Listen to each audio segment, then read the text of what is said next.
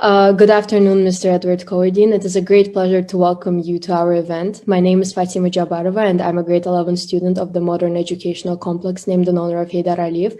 And we're all very thrilled to have you here today. Thank you very much for joining us.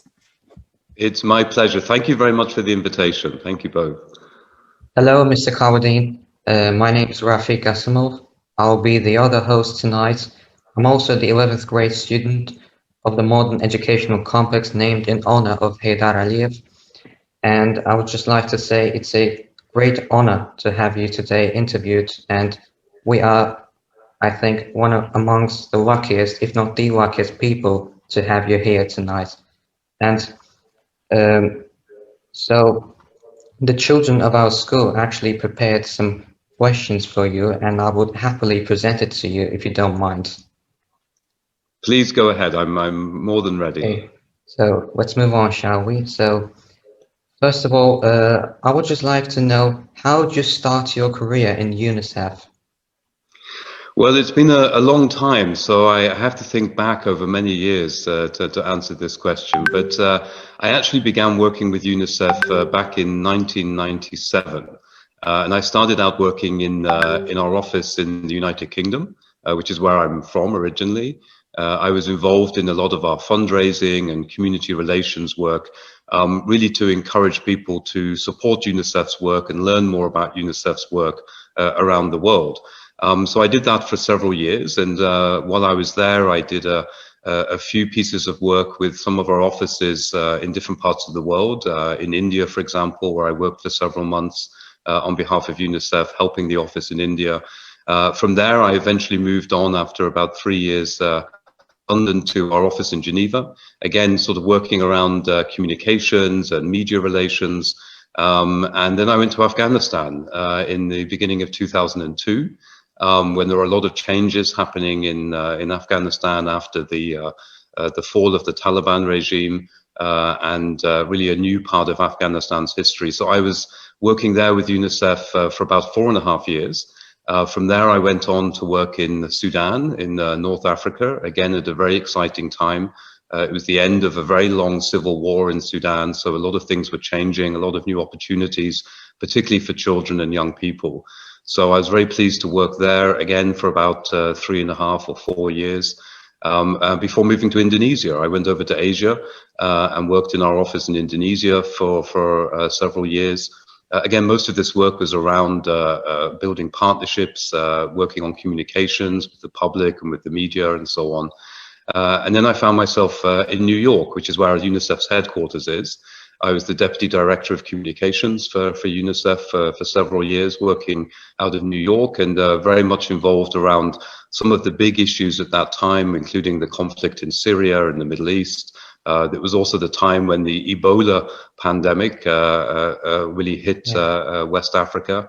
We talk a lot about COVID now. Sometimes we forget that there was this big Ebola pandemic a few years ago in Africa. So I was involved in a lot of some of these big global issues with UNICEF. And then I came to Azerbaijan. I took over our office here. I'm the head of the office now in Azerbaijan, and I'm now into my 5th year, my final year actually, but my 5th year here in Azerbaijan. So it's been a long career. As I was telling you that, I began to feel very old when I was thinking back over all these years of experience. But it's been a very privileged career. I always say to people that I think I have one of the best jobs in the world. I feel extremely fortunate and extremely lucky that I have the chance not only to do the work that I do, but to see some of the countries that many people in the world would never have a chance to experience. And hopefully be a little bit of make a little bit of a contribution to the lives of children in these countries as well. So that's my 20+ years of UNICEF, and hopefully more to come. We'll see. Well, we hope so. Thank you very much. Thank you very much, Mr. Carwardine. Our grade 8R student, Nargiz Gubadova, asks, how can we help children from vulnerable groups of society? Well, Nargis, it's a very good question, and I think if we look around the world to start with, there has been, of course, a lot of progress for children generally. I think the lives of children overall have become much better since UNICEF has been in existence. We're actually marking our 75th year as UNICEF this year. And if we look back over those decades, clearly the situation generally for most children has improved to some extent. But of course, there are many children who still need support, who need assistance. And if we look at some of the challenges in the world related to poverty, we see the impact of climate change increasingly on children. And we see often really a difference between those families who have been successful in countries and those who are still being left behind. And I think that's a big part of UNICEF's work still, is trying to ensure that those children who are struggling don't slip further behind or become invisible amidst the general progress that we see in so many countries. So I think for how young people can get involved, I always say the first thing is get informed. Find out what's happening to children, either around the world or in your own country, or even right in your heart of your own community. And I think sometimes we don't see what happens to children because we don't necessarily experience it every day.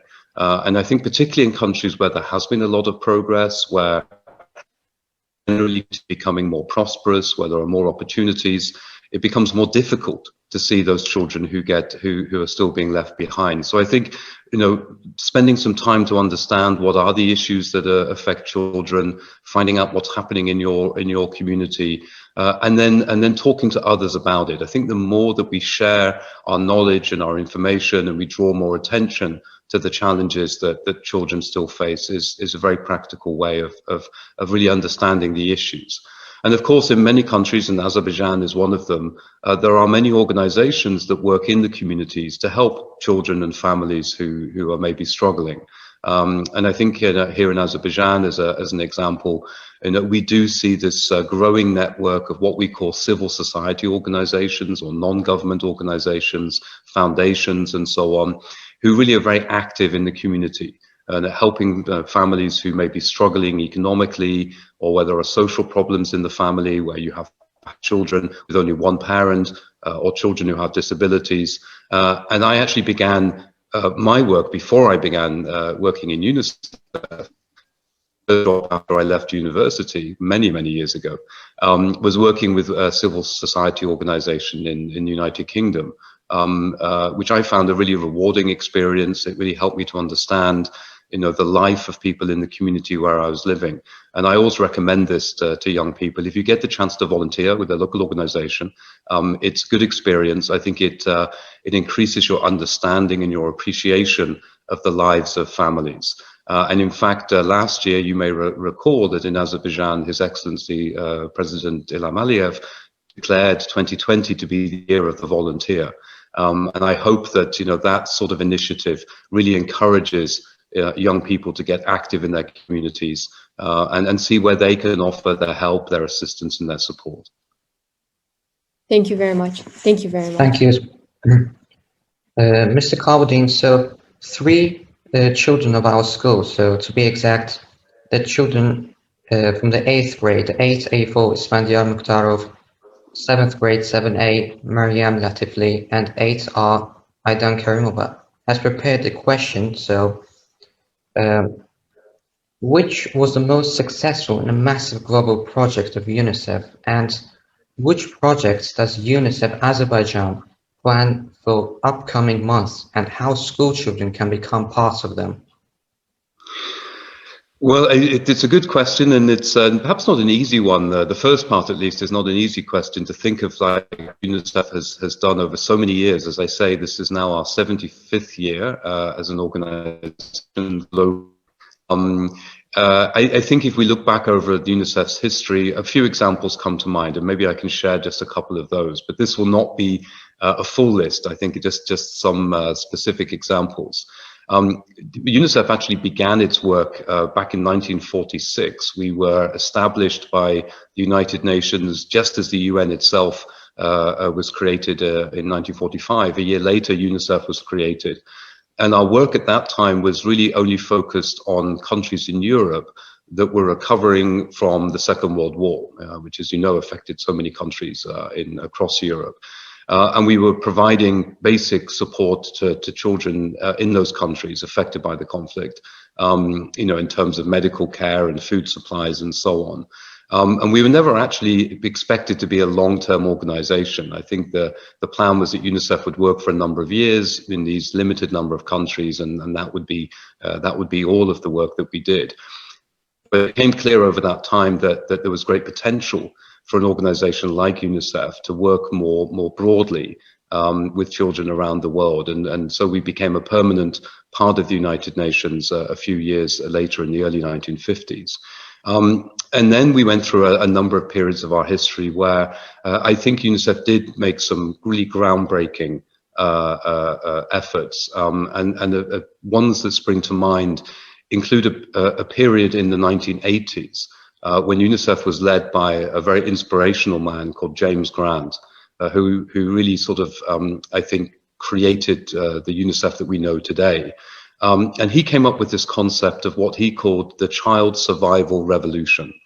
And this was really a concerted effort by UNICEF in the countries where it worked and with the governments that it worked with in those countries to really tackle some of the most basic challenges facing children's survival around their health and around their nutrition. And so, for example, we introduced one of the most simple but one of the most effective ways to save the lives of children who were suffering from water-related diseases. We don't see this as much nowadays, but it is still a challenge in some countries where children still only have access to very limited water supply and often very polluted and dirty water, which of course leads to sickness and poor health. And one of those sicknesses is diarrheal disease, where children become very dehydrated very, very quickly because of the diarrhea. And it can prove fatal. It can actually kill children. And so we came up with a very simple concept of what we call oral rehydration salts, which is a very long name for basically saying a little packet, sort of this big, which contains a mix of sugar and salt and basic water. And you mix that with clean water, and it can actually put back into a sick child all the necessary minerals that it needs to fight the diarrheal disease. And it saved millions of lives around this world, this very simple approach that could be made locally. It didn't have to be imported from around the world, and cost very little, just a few US cents for each packet. And it was literally a lifesaver, and it had never really been done before. You can go to the pharmacy today and you can still find these packets being sold commercially. So they're still used today around the world. But it was really a new initiative back in the 80s and saved, as I say, literally millions of lives. And I think another area where we made a huge difference is in the immunization programs. Now, again, there are many diseases in the world today that used to affect children that we don't really hear about very much because they don't really affect so many. We think about things like polio. Used to be a crippling disease for thousands of children around the world, sort of 20, 30 years ago. Now it's almost non-existent. Measles, another major killer of children, has been brought under control through basic immunization programs. I mean, you and your classmates will all have been immunized, I'm sure. Azerbaijan has a very high immunization rate for children. But this concept of basic vaccinations for all children in the first few years of their life was something that UNICEF really pioneered. And even in very complex situations, either because of conflicts or because of political challenges, UNICEF was often able to organize periods of 1, 2, or 3 days when really the life of a country would come to a stop and everyone would focus on immunization. So people would be volunteers, people would go out into the community to make sure that every child who needed to be vaccinated was identified, and then the health workers would get to them and ensure they got those vaccines. And I think we take it for granted now that, when we're kids, we all go to the doctor and we either get the oral vaccine or we get the injection in the arm. It's sort of standard, but it wasn't, not so long ago. And I think this real focus on immunization has fundamentally, phenomenally changed the lives of children. And then I think the other thing that the UNICEF has really focused so much attention on is on education, and really emphasizing how important it is that every child has a good basic education, at the very least at the primary level. And again, we see in most countries now more and more kids attending school on a regular basis. And that's been a huge area that we've invested in over many, many years. And I think education is something that really sets you up as young people for the rest of your lives. If you have the opportunity to have a good education, clearly you have much better opportunities as you get older. We know that kids who have a good education tend to be healthier adults because they have a better understanding of how to look after themselves. When they become parents, if they become parents, kids who are well educated tend to be parents that their children also have a better education, because parents who have been educated want their children to experience the same benefits. So education itself has what I call an intergenerational benefit. It transfers from one generation of children to another. And we still have a lot to do in terms of the quality of education in many countries, ensuring that every child from every social group has access to education. But again, if you look back over the last 40 years or so, we've seen such dramatic improvements in the access and the quality of education in so many countries. Now, looking at Azerbaijan, because you mentioned about UNICEF's plans here, we are actually about to start this year a new 5-year program here in Azerbaijan. Now, again, this is a country which, as you know, over the last 20 or so years since independence, has transformed enormously. And we've seen great progress for children in Azerbaijan over those years. The health of children has improved, the access to education has improved, the general economic situation of the country has improved dramatically. So people might ask, well, why should UNICEF still be working in a country like Azerbaijan? But we do know, and the government also recognizes here, that there are still some children who are being left behind. And as I said at the beginning, we want to make sure at UNICEF that every child has the same opportunity to benefit from progress. So we have a number of programs that we are developing this year and which will continue over the coming years. For example, a lot more work with children with disabilities, particularly ensuring that children with disabilities are able to attend regular schools alongside other children wherever possible. We sadly don't see a lot of children with disabilities in mainstream regular schools, but the government has made a very strong commitment to improving that situation, and we're working very closely with them, looking at the curriculum, looking at changes, and raising more awareness in communities with parents about the importance of mainstream education for kids with disabilities. We're putting a lot more focus now on how we can support parents with young children. We know, for example, that in the first 3 years or so of a child's life, it's a period when their brain develops at a speed that's faster than any other time in a child's life. It's a critical period of brain development. And if we can support parents with information and advice on the best nutrition for their young children, how to interact with their children, which helps also with the stimulation and the brain development, good parenting skills, how to care for your child, how to look after your child in a positive way, it actually has a big impact on this child's brain development, which goes on to have a positive benefit for them as they get older, they go into school, they learn better, they achieve more, their social skills are better as they grow older. So again, this is an area of work that can actually create a benefit that will last a lifetime. And this is quite a new area for Azerbaijan. It's something we started last year, looking at how we can support these early childhood development programs. And that's something that will continue. And I think, there are many other issues, but I think the other one I would just touch on is really ensuring that vulnerable families are not overlooked. Now, as I said, this is a country where there's been great economic progress over the last few years. And that's, of course, benefited many families. But we do know that some families are still struggling financially. There are families where there's only one parent trying to bring up their children. There are families where the parents maybe are sick or have a disability, and that makes it difficult for them to work and care for their children. And we know that the last year of where we had this coronavirus pandemic has probably had an impact on a lot of families in terms of their financial security, their incomes, people losing jobs perhaps, and maybe now finding it more difficult financially. So it's important that we know who those families are and that the right support is provided to them so that they don't slip further behind. And a very exciting initiative that we started last year with the government, and which will continue in our new program, is how we develop what we call social service programs. So these are trained social workers in the communities who can identify families who may be struggling or may be getting close to a point where they will begin to struggle.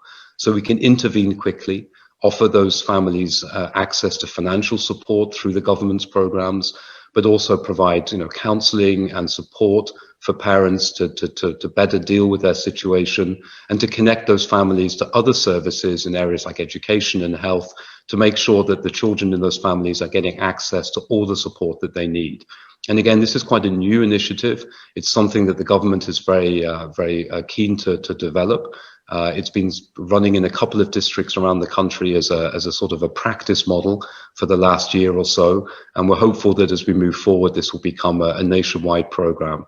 And I think it will do two things. It will obviously help those families who are perhaps struggling now, but it will also help to identify quickly families who may be getting close to that point. And I think the earlier we can intervene and make sure that families have that type of support, then the impact of the difficulties they face can be reduced. So early intervention is always a good option.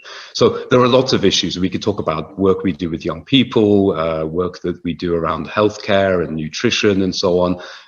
There are still many things that need to be done to really make Azerbaijan the best country it can be for its children. But we certainly feel that there's been a lot of progress. The focus now is on making sure that progress reaches everybody in the country. Thank you, Mr. Carwardine. Thank you very much. Yeah, equality here definitely is a very important issue right now, and I think we should do the best to achieve that. I personally wanted to ask you if there's anything that UNICEF may suggest for school children and adolescents dealing with post-lockdown depression, and what are some of the most common issues faced right now by these children?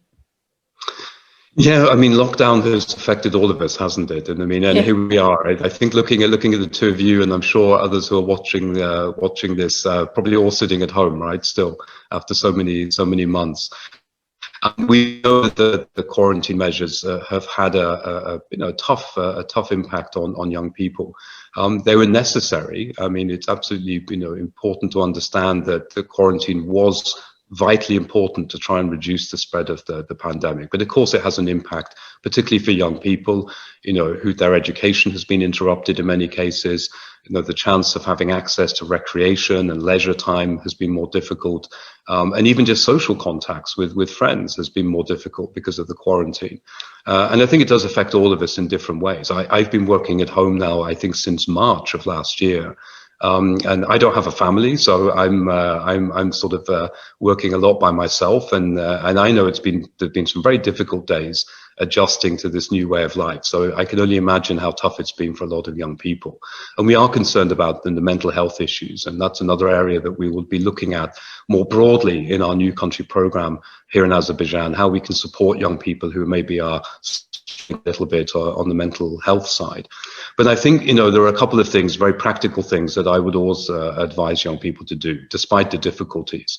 I think the first thing is, if you are struggling, if you're feeling down, if you're feeling a little bit fed up, if you think that maybe it's getting too much, talk to people. I think, unfortunately, and not just in Azerbaijan, but all over the world, this issue of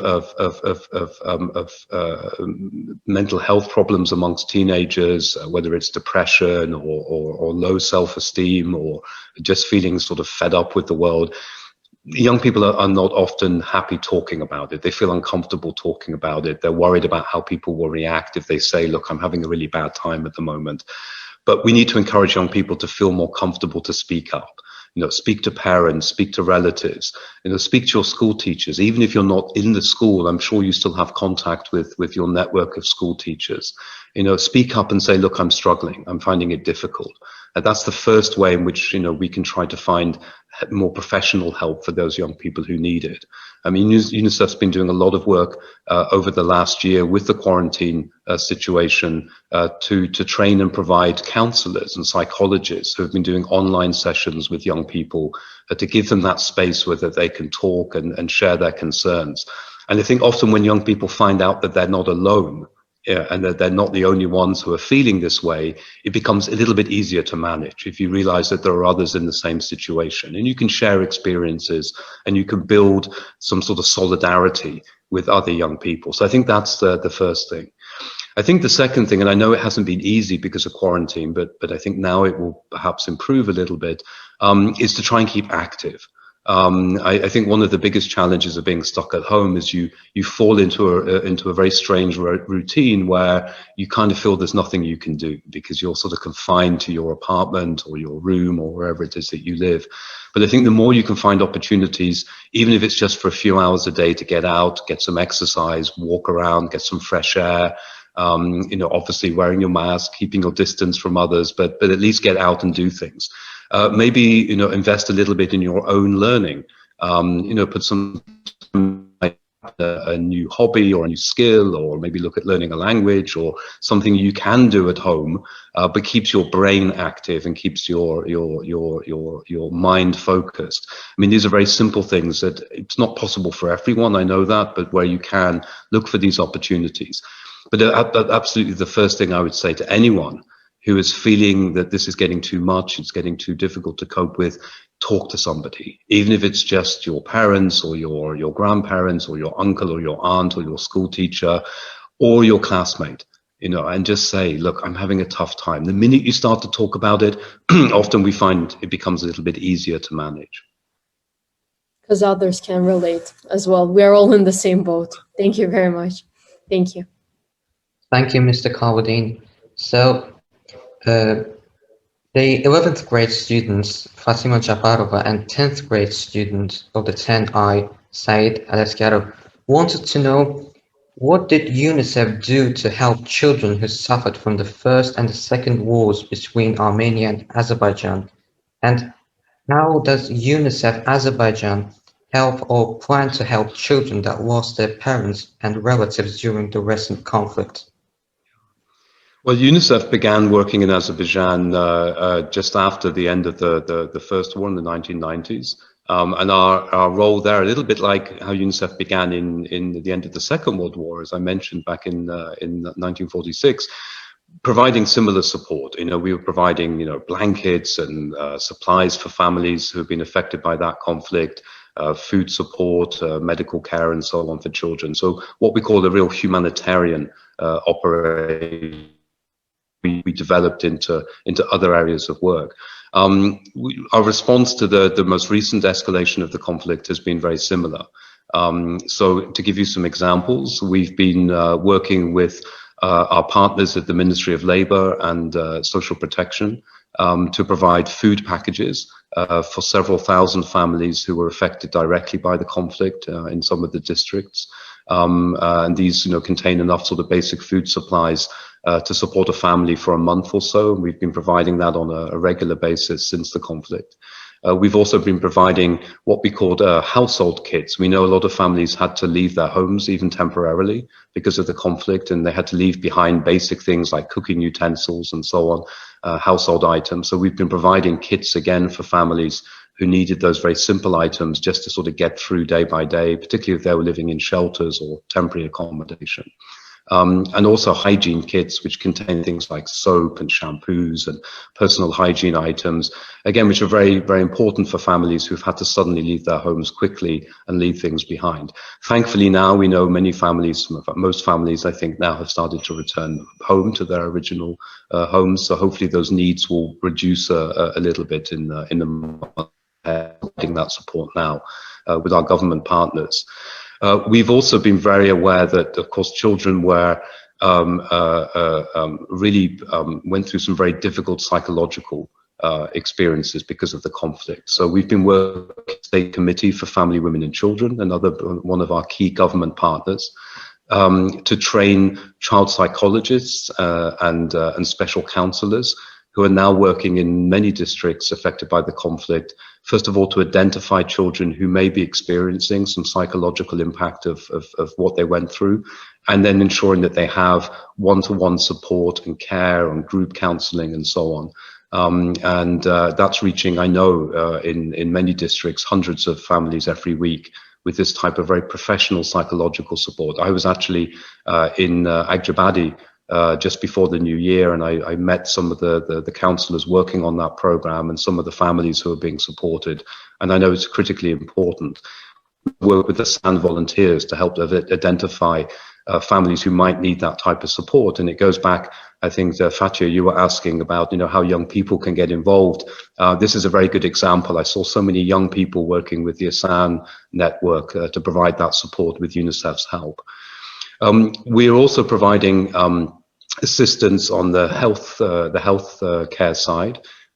We've now established with Tabib, the government health agency, and with the local district authorities in Agdam, in Agjabadi, and now I think in Fizuli also, what we call baby-friendly rooms. Now these are rooms within an existing health clinic, where first of all we can provide these early learning opportunities, early childcare opportunities and support for families. So mothers can bring their young kids in, excuse me, and we have a group of young volunteers working with REAP, which is another well-known NGO here.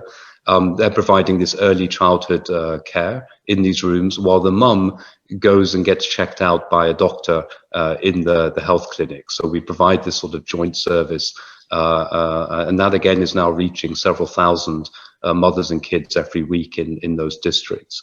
And then one other area that I think is particularly important in relation to the recent escalation is we know that there is still, unfortunately, a lot of unexploded ordnance, bits of munitions that landed in the districts which didn't explode. These, of course, create a real risk to kids who have a habit of wanting to pick things up and see what things are. And obviously, we want to avoid children being killed or injured as a result of this unexploded ammunition. So we're working with ANAMA, which is the National Agency for Mine Action. As you know, they do a lot of clearance of these unexploded ordnance, but we also work with them to provide awareness and education to young people, so they know what things look like. They know what not to do if they see something that looks suspicious, and importantly, who they can call to let them know that they found something, so someone can come and professionally clear it. And we're doing that through a mixture of providing sort of printed materials that are being distributed through the districts, but also more sort of group awareness sessions in the community. So bringing young people together and showing them what these things look like and how to keep themselves safe. So a number of activities, and we'll continue these while they're needed. And hopefully they're having some impact on improving the lives of kids who really suffered so much because of that recent conflict. Thank you, Mr. Carwardine. We certainly appreciate all your effort put down to improve some of our country problems. Thank you very much, Mr. Carwardine. It was very interesting to hear that. I would also like to ask, what does UNICEF currently do to help children suffering from different mental illnesses? Well, as I mentioned before, I mean, we talked about the challenges that youngsters face because of the COVID quarantine. I mean, this is becoming an increasingly, I think, important area of attention, not just in Azerbaijan. We're beginning, I think, to understand better now around the world how people do struggle sometimes, on the psychological side in terms of mental health. I talked a little bit earlier about how a child's brain goes through this very rapid period of development in the first 3 years of its life, particularly in terms of its learning skills, its interaction with others, and so on. We also know that for adolescents, so young people from the age of 12 and 13, 14, they also go through a period of very rapid brain development, but it's a different part of the brain. It's the part of the brain that manages emotions, decision-making. It affects their young people's judgment, how they decide if something is good or bad. And that period of emotional brain development lasts for a few years, and then it sort of gets locked. So, after that point, there isn't really any more significant brain development in a human being. Now, that emotional part, of course, is extremely important because it can affect the way in which a young people relates with others for the rest of its life. It can affect the way a young person sees the world in terms of their impressions, their attitude towards others. These feelings are really sort of created in this period of adolescence, and then they can last for the duration of a young person's adulthood.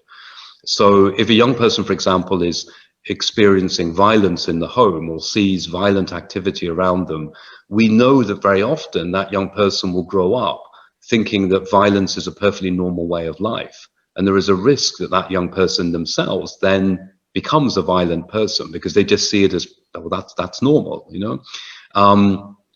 So ensuring that we provide the right support for this emotional development amongst teenagers is important, but it's not something perhaps that's been given enough attention in the past, and we're trying to change that now. So, for example, in our new program that we're now starting with the government here, we're going to look much more at what we can do through the school system, for example. How can we train teachers better to identify a sign that maybe a young person is going through some mental health challenges, and how can that young person then be connected with professionals, psychiatrists or psychologists or counselors, for example. I mentioned before this new program of social workers in the community, part of whose job is to identify families who may be struggling, where there may be a young person with mental health issues, and to identify that early on, so that the right support can be provided to help that young person quickly, because speed is very important. Intervening quickly and helping that young person early on is extremely important.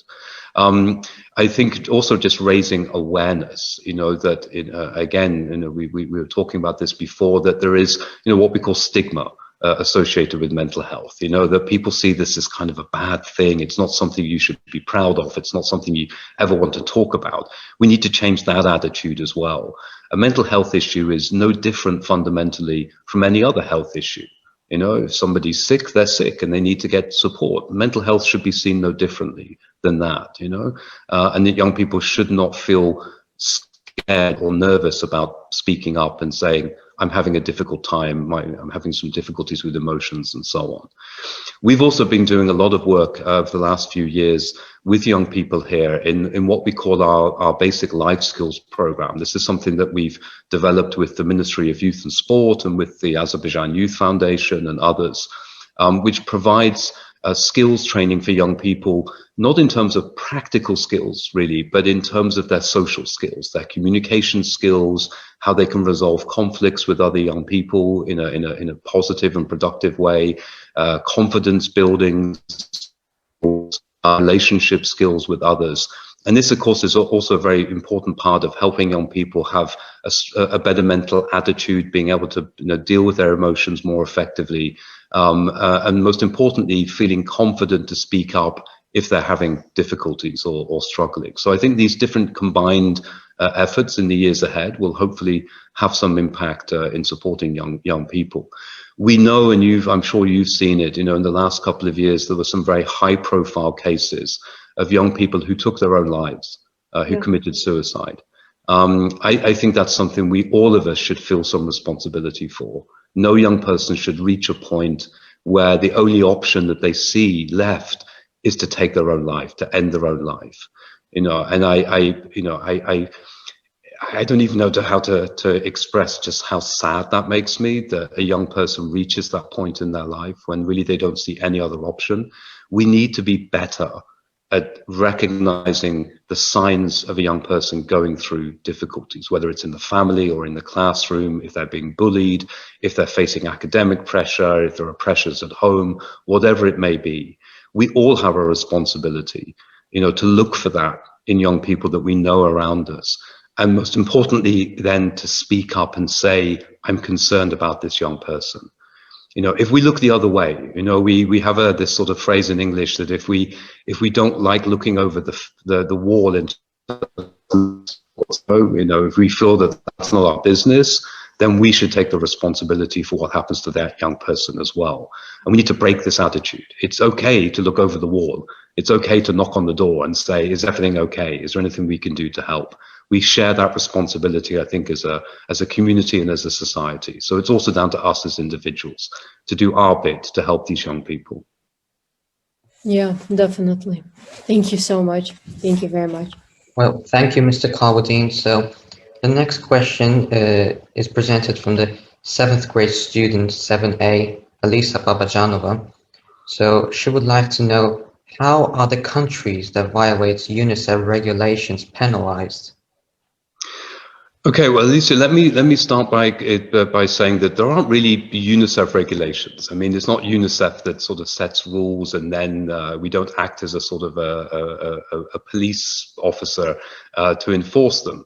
The way that countries regulate the way that they care for children and support the rights of children really comes from within those countries themselves. So let's go back again, if you don't mind, a little bit in history, back to 1990.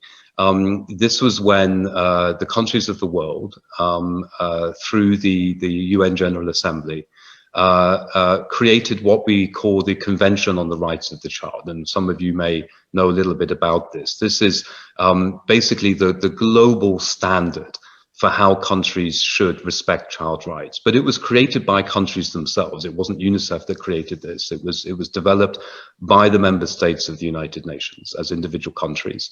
It's been signed now by, I think, pretty much every country in the world has now signed the convention. Azerbaijan was one of the first countries to sign it as well.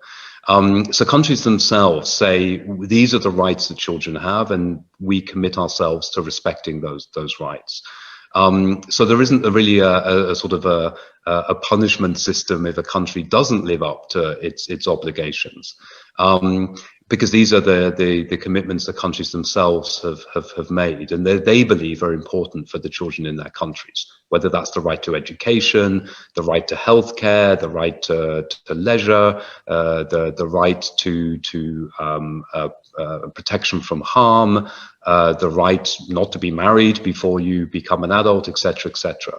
So really countries are responsible for regulating themselves. Now, UNICEF's role is to provide the support and the guidance where necessary to help countries meet those expectations. Now, we do that through a lot of technical advice by sharing good practices from other countries.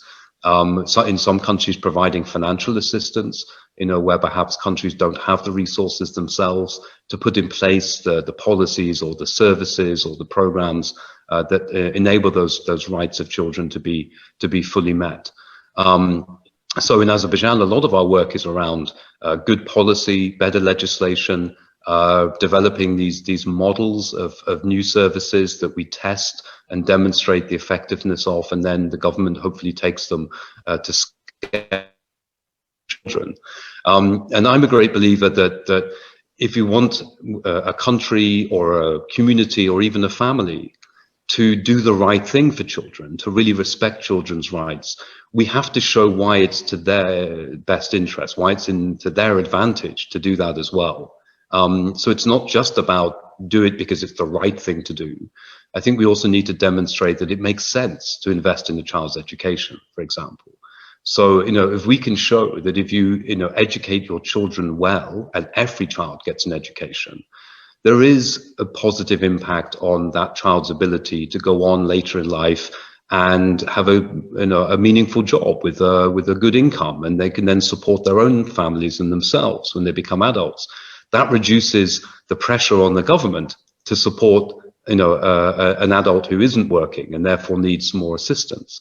If we reduce violence in the home, if we protect children from violence, that has a positive impact on society as a whole. Often we see less substance abuse, we see less crime in society where children are not exposed to violence.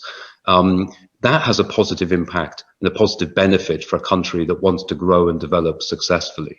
And you can look at it across all the different rights of children.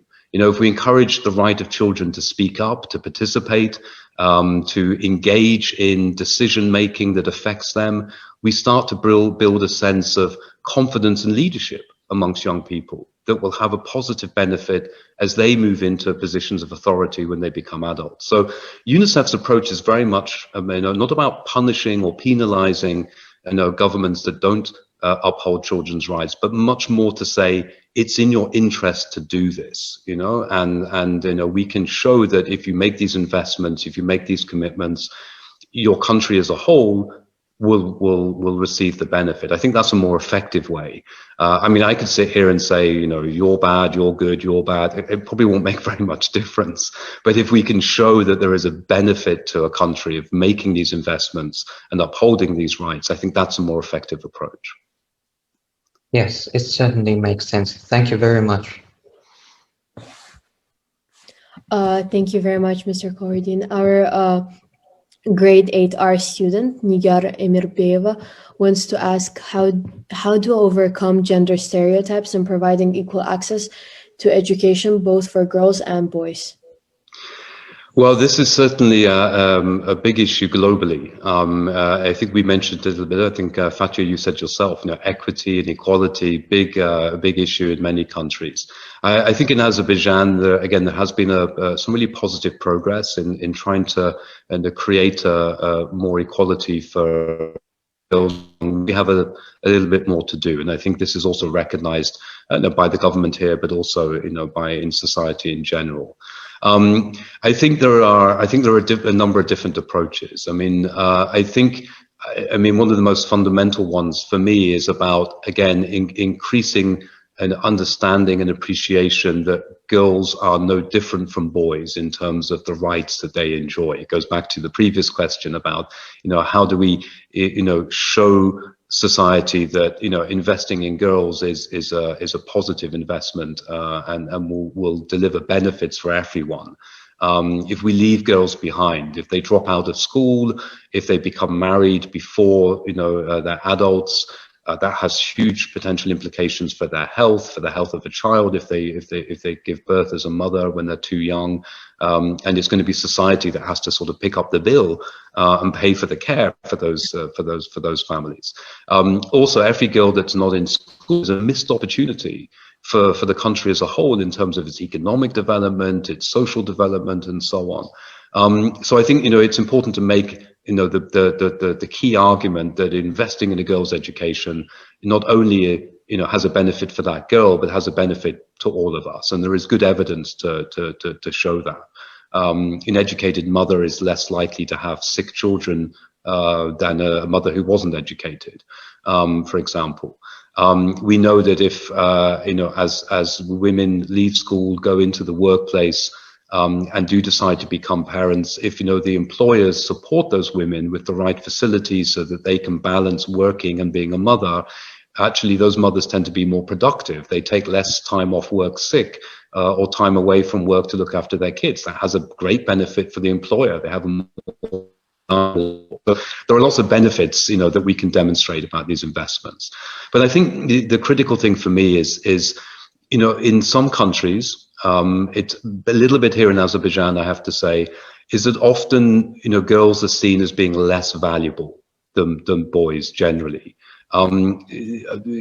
Considering this is a country which has, you know, developed so rapidly in the last 25 years or so, a country which is now a very strong economic power in the region and if not globally, it's interesting that still we see that the ratio between the number of boys who are born and the number of girls is one of the worst in the world. You know, way more boys are born in Azerbaijan than girls, and it's not sort of backed up on any sort of scientific basis. You know, what this means is that girls who are conceived, you know, are not being born. Now that means that someone is making a decision for that girl not to be born because it's a girl, not a boy, and that's really worrying. I mean, it has huge implications, by the way, for the population. If we have lots of boys and not enough girls, that's going to have an impact on the whole population in the years to come, you know, let alone the social issues and the basic rights of that girl to be born, not just to be conceived, but also to be. People feel that girls, or why do some people feel that girls are less valuable than boys? We've really got to get to understand that better and start to tackle that. And I think part of it, from my experience in other countries, it's a traditional view, you know, that boys are going to be the workers, they're going to support the family, they're going to support their parents when they grow up. A boy is therefore more valuable to the family. So we need to tackle that by showing that actually girls can make the same contribution, if not sometimes a greater contribution. And one of the ways we can do that is by really, you know, putting a focus on girls and young women in society who have been successful. Now, I mean, you know, if we look at the number of women in Azerbaijan who have gone on to be scientists, who have gone on to be artists, who have gone on to be businesswomen, you know, we need to find those examples and draw more attention to them, and really establish these role models for in society to show the positive contribution that girls and young women can make if we make the right investments and give them the right support. And it begins, as you say, with education, first and foremost. We at UNICEF have been working here in Azerbaijan with the National Football Federation, AFA, with a campaign for a number of years called Girls Can. And this campaign really does exactly what I just said. It identifies good role models, successful women, not necessarily the most famous women, but women who have been very successful in their field, and showcasing their talents and their skills and what they can offer as a way of breaking down this sort of stereotype that somehow boys are better than girls. What I found very interesting, just to give you a quick example, is about 2 years ago when we started this campaign with the Football Federation, with AFA. On the AFA website, on their social media site, they were running some videos of young women playing football and playing it very well, I have to say. And some comments came up from the audience, obviously from men, saying, but this is stupid. Girls don't play football. This is a man's sport. And immediately a lot of other reactions came in saying, are you crazy? They're better than our male players sometimes. You know, it's like, you know, the women's football team is doing better than the men's football team. And what happened was this big debate started on the social media platform. You know, now some people may say, well, it's terrible that anyone should say, you know, a girl can't play football. I was actually quite happy because it created a debate and it created a conversation. And it got people to sort of challenge these stereotypes and these old-fashioned ideas. That's what we need to do more. You know, we need to have, you know, a debate, a discussion, you know, around, you know, the role of girls in society, the contribution that they can make in society, and the equality that they're entitled to in society. And there will be some people who argue against it, and I say, come on, bring your arguments, because we're ready for them. And, you know, in fact, you and your fellow girls in school should be at the forefront of this effort, you know, to really demonstrate that, you know, we are as good as, and often much better than, the boys around us. Thank you very much. Yeah, I also think that raising awareness on this and educating people on this topic is very important to improving people's attitude towards it. Thank you, Mr. Carwardine. So now we've come to the last question of the day. So this question was raised by the 10th grade student, 10I to be exact, Said Al-Asgarov. He wanted to know, how can UNICEF raise awareness of the importance of COVID-19 vaccination? Right. Well, this is the hot topic all around the world right now. Is at long last we're seeing the beginning of a vaccination program against COVID. I think we're all very relieved to see that we've got to that point, and so quickly as well. The government in Azerbaijan is starting now the rollout of an immunization campaign. Many people will have seen, you know, the first vaccines now being delivered.